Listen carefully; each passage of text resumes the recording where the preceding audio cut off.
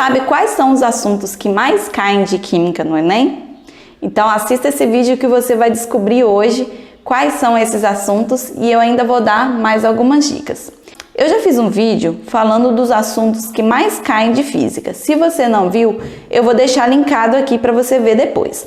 Do mesmo jeito que eu fiz para física, eu fiz para química também. Então, eu fiz um estudo nos últimos 5 anos e montei um gráfico que vocês podem ver aí.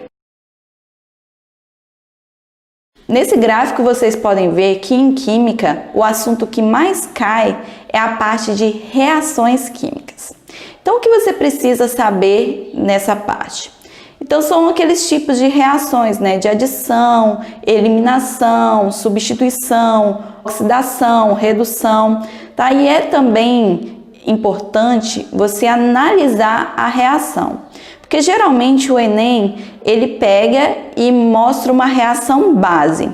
Essa reação base, você tem que seguir ela, porque ele geralmente dá um composto que você tem que fazer a mesma reação dessa base. Então, você tem que ver o que mudou do reagente para o produto.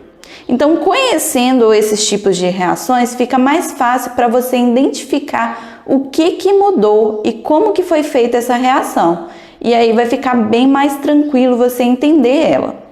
O segundo assunto que mais cai também é da parte de orgânica, que é a parte de propriedades dos compostos orgânicos. Então, nessa parte nós temos lá as propriedades químicas e as propriedades físicas. Na parte de propriedades químicas, é importante você saber se o composto orgânico ele é ácido ou se ele é básico. Da parte de propriedades físicas, é importante você entender sobre interações intermoleculares, porque pela interação, se ela é forte, se ela é fraca, você vai conseguir ver se o composto ele é solúvel, qual que é o ponto de fusão e ebulição comparado com o outro, tá? Tem outras propriedades, como o tamanho da cadeia, né? Então, a parte de interações intermoleculares vai ajudar bastante a resolver as questões desse assunto. O terceiro tema que cai mais é a parte de termoquímica. Então, aqui, saber calcular a entalpia de uma reação. Então, vai dar lá se a reação ela é exotérmica ou endotérmica, né? Ou você calcula e pelo valor da entalpia, você descobre se vai ser endotérmica ou exotérmica, né? Lembrando que positivo endotérmica, negativo exotérmica. E também é comum cair a lei de Hess, tá? Que são várias reações, aí você tem que somar essas reações e a partir dessas reações, encontrar a reação global e calcular aí o ΔH da reação. O quarto tema que cai mais é estequiometria. Então, estequiometria é importante você primeiro ler a questão e já ir grifando todos os dados. Já ver se é uma questão de estequiometria normal ou se ela tem excesso de reagente, se tem pureza, se tem rendimento, né? Então, identificar isso vai facilitar você resolver a questão. E eu gosto sempre, na hora de fazer a questão, já ir anotando debaixo da reação mesmo os dados, que aí vai ficar mais fácil, porque você viu lá na reação, aqui tem massa, então embaixo de massa eu vou colocar massa. Aqui tem a parte de átomo, então embaixo eu vou colocar átomo. Então eu sei que átomo, molécula e íon eu utilizo a constante de Avogadro, que é 6,02 vezes 10 a 23. E não pode esquecer de forma nenhuma de balancear a reação. E não esqueça de utilizar o coeficiente estequiométrico para multiplicar o dado conhecido. E em quinto lugar, o assunto que mais cai é a parte de eletroquímica.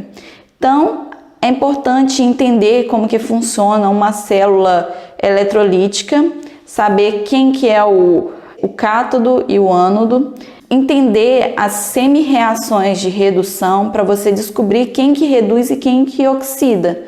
Então, esses foram os 5 assuntos que mais caem no Enem. Como dica para estudo de química, Se você tem muita dificuldade em química, então eu aconselho não começar a estudar por esses assuntos que caem mais, e sim pela parte inicial da química. Então, entender lá a parte de matéria, entender a parte de atomística, né?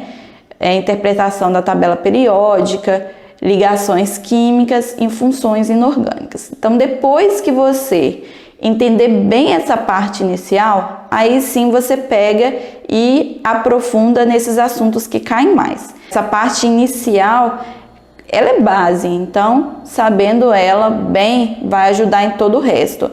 É do mesmo jeito que eu falei lá para estudo de física, fazer as questões com calma, principalmente se tiver cálculo, fazer com calma, não ficar arredondando as coisas.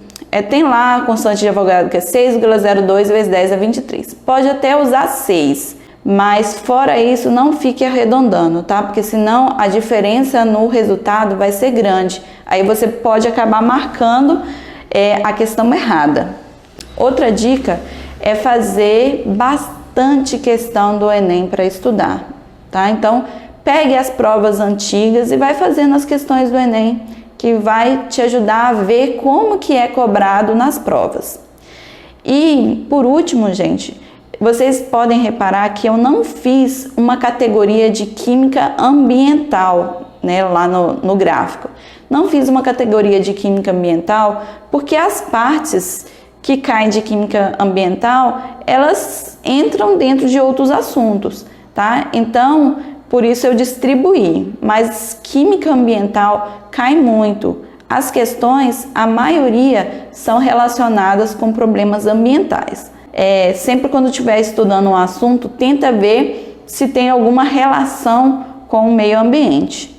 Então, espero que vocês tenham gostado do vídeo. Se você gostou, não deixe de se inscrever no canal, curtir o vídeo e compartilhar com aquele amigo seu que também vai fazer a prova do Enem. E eu te vejo no próximo vídeo. Tchauzinho!